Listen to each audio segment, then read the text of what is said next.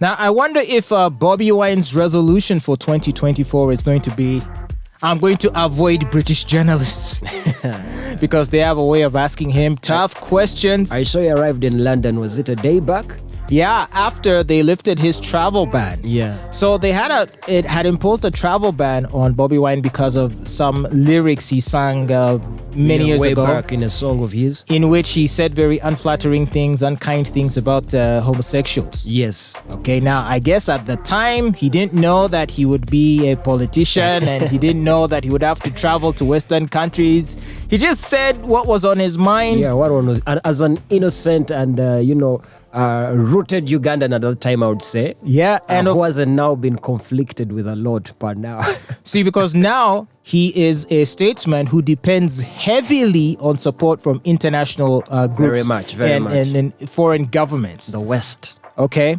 And some might even say he's more beholden to them than his own constituency and voters. Very much. Every time Museveni does something, he's always crying, oh, donors do this, donors do that. It's like, yo. I would see what he was trying to do throughout even last weekend with the different visits that he was giving to veterans in the country. And, what they're trying to portray and paint there. You would see it was more a donor-centric or donor-centered to see gain their attention for the party and him and all his political, aspirations, I think. Well, it feels like he cares more about them than about us. Yep. Anyway, so he has been in the UK. He arrived in England last Tuesday for the first time in about 10 years. He last stepped in London in 2014. And then he was denied a UK visa over his controversial anti-gay lyrics in one of his songs. Now, upon his arrival in London, Bobi Wine appeared on BBC where he was asked to make his position on LGBT issues clear to the world. And I'm just going to play you a portion of the interview so that we can just comment on it, because he said a number of things and he phrased things in such a way that had some people calling him a sellout. Yeah. Is he really a sellout? Let's take a listen. I want to turn to the fact that you are in this country now to talk about the film. You have not been allowed in this country for nearly a decade because of lyrics that you wrote when you were younger. Yeah. What's changed? Why have you been allowed in? Well, I wrote the lyrics and I sang them, and I took responsibility. These were homophobic lyrics. These were lyrics suggesting that gay people should be fought, should be beaten. I mean, do you regret those lyrics?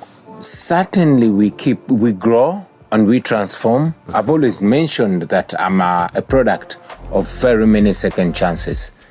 And I want to be known for a leader that is respectful, inclusive for everybody. Of course. Wow. Let's start there. You'd hear how he's trying to, he is tap dancing and shucking and jiving. And the journalist, the way he put it, asking him that, do you regret this over the lyrics that he had in that song? It also shows you how these guys really want us to bow down to them and be in agreement with whatever agendas and values they're trying to push out there.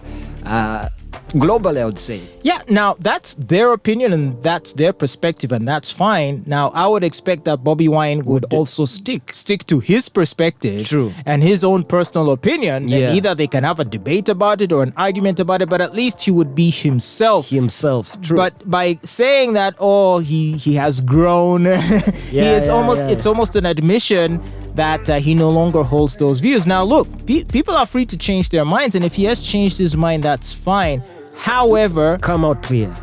First of all, he needs to do that. And secondly, the constituency that he represents, and that means the voters of the NUP party nationally, yes, they are overwhelmingly opposed to LGBT issues. True. So then, as the leader of that party, how is he supposed to proclaim that he's speaking for those people if on this very important fundamental issue he's in disagreement with the vast majority of his voters? You see, the dilemma Bobi Wine is in on not wanting to talk and come out clear about this controversial issue is because he knows what he's getting from that side. He knows that these people are really controlling They are controlling his agenda, the development of all the things that he's planning. So that's where the money is. And he'll keep on siding with them or playing it clean, I would say. All right, well, let's continue. This is now the same thing that I am tussling out with General Museveni, who deliberately sponsored now the law that the anti-homosexual bill, exactly. one of the strongest bills that gives some gay people potentially the death penalty. Definitely. And I also want to mention that this law, General Museveni did not bring it in the interest of the people of Uganda, but it was brought to target the opposition, including myself, knowing that he can use it to crack down on anybody that is perceived to be friendly to that community. So, well, to that point, in a way, he's correct in that the whole clause about promotion of homosexuality, which is in the law, and it is so vaguely, the wording is so vague that anything and really anything can be claimed to be an act of promoting homosexuality. So like if, for example, you decided to speak in support of their rights or even in support of the repealing of that law, yes, who's to say someone can't grab you and say, oh, you're promoting, so you're in violation of the law. So I can see how anyone who would be sympathetic to that community could run afoul of that provision in that law. And should the state decide to make life hard for you, they can use that provision in the law to do so. So I think I can agree with Bobi Wine there as to whether specifically opposition would be targeted for that.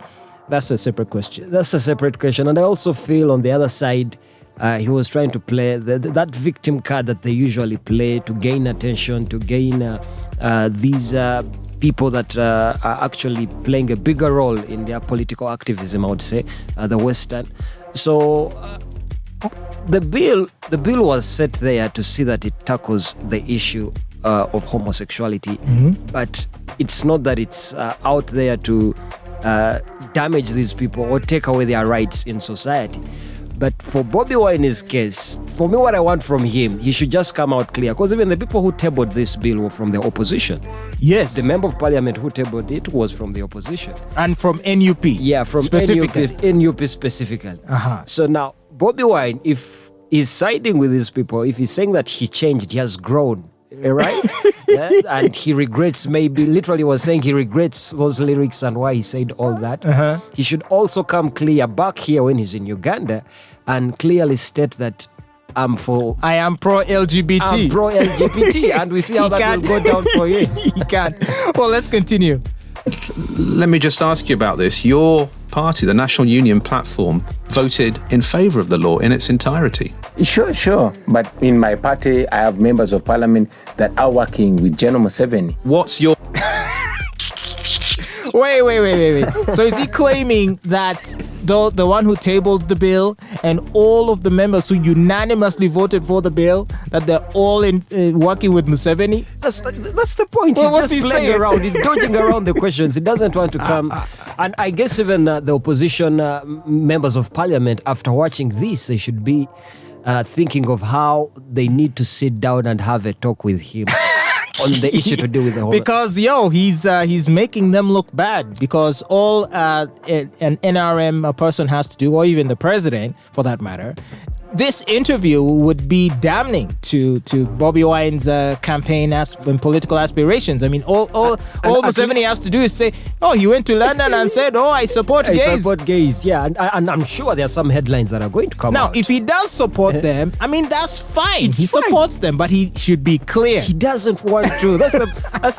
And I'm sure sometimes he sits down and he's like, God, I need to come out clear on this, but I need that money. That money. Well, let's continue with the conversation. Of this anti-homosexual law. You say it was introduced to get at you, to get at the opposition, but do you support it or do you oppose it? It was brought targeting the opposition, and that means that anything that I say about that law puts not only me, but even my loved ones in harm's way. Wait. Do you support it or oppose it? What? Wait a minute.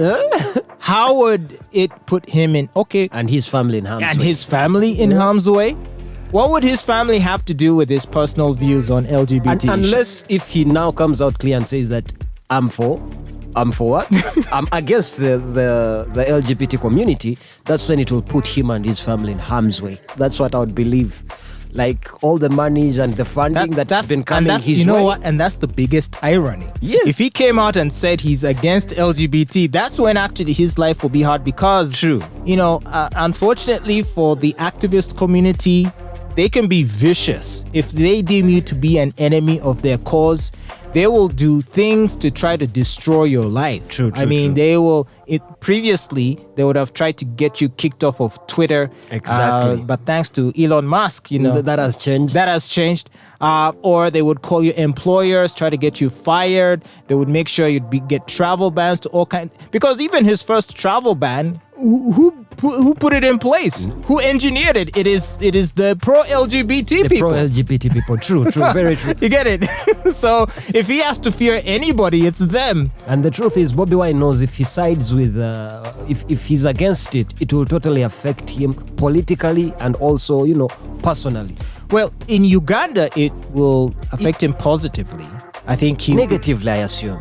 Within Uganda, yes. If he said, I support... For his political career. Okay, if he said, I am against LGBT... Yes. It would help him here politically. Yeah, if he's against. If he's against. Yes. If he's against. Yes. But if he says he is for their rights, it will obviously compromise his political aspirations here. But you see, this guy relies so much on international support. He has so many international backers. True. And Museveni has gone as far as call him, a puppet of these Western power brokers. And he is in some sort, I would say. He is. He does have people pulling the strings in the background, and I'm sure they're the ones who are telling him to toe the line. True. And I'm sure they are the reason he has softened his views on the LGBT community. And so that is why he is being as vague as possible in answering these questions. Okay, there's just a little bit more of it left. Let's check it out.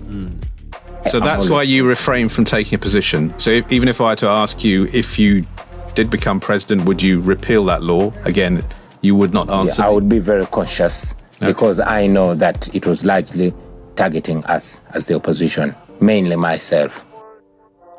Okay, well, there you go. Mainly himself. The law is targeting him mainly.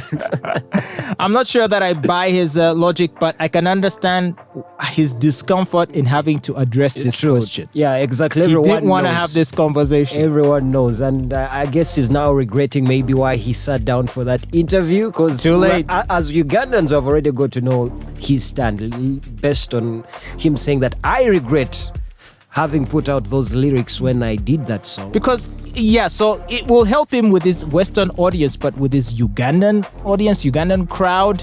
Question marks right there for him now, going forward.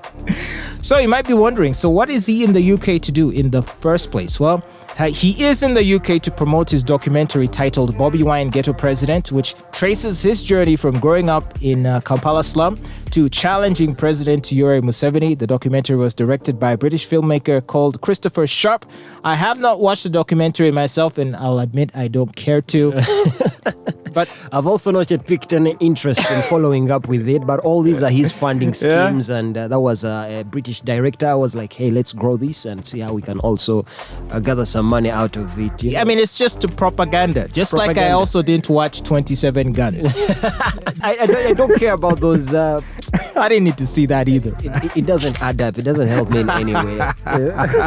But anyway, woo, that's some craziness. So let's wait and see. When he gets back, we shall see more drama actually when he gets back. Yeah, I honestly do believe that his detractors, his enemies outside the party and within are going to seize on this as the linchpin. They're going to milk it out. And because for as long as he will refuse to directly answer the question, they can claim that he is in some way in support. Yeah, in support of them. And then that can cost him politically here. Yeah, but I know for the truth and for the fact that he's not in support for them, but because of what these people are adding up for him, he will continue to shy away from the questions and dodge it and not come clean on it at all. And therefore that makes him a sellout.